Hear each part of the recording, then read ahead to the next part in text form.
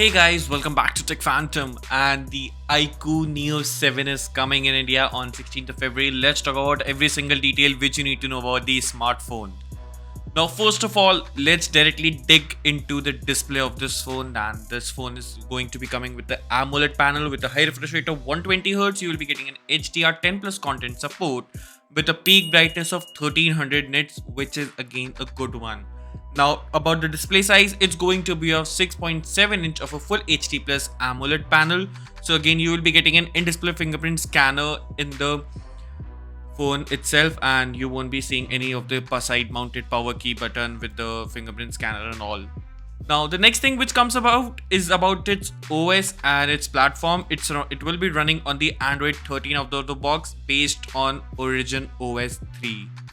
Now, the processor is again going to be a good one in this smartphone. It's the upper mid-range level processor, and just below the flagship level grade, it's the MediaTek Dimensity 8200 processor, which we are also going to do a comparison against the Snapdragon 8 Gen 1 and the 8 Gen 2. So do subscribe to our channel Tech Phantom so you never miss updates like these.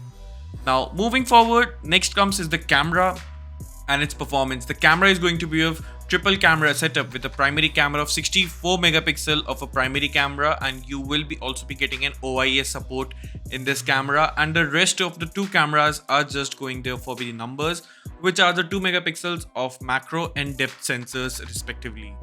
Apart from that, video capabilities are going to be a 4K at up to 30 FPS, and you will be getting a selfie camera in a form of 16 megapixels, which you can shoot 1080p at 30 FPS at max.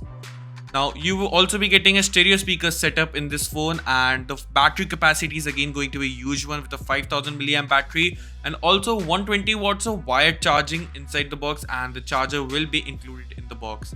So you can charge your phone from 0 to 60 in just under 10 minutes, which is again going to be a cool feature to have in this smartphone, the super fast charging.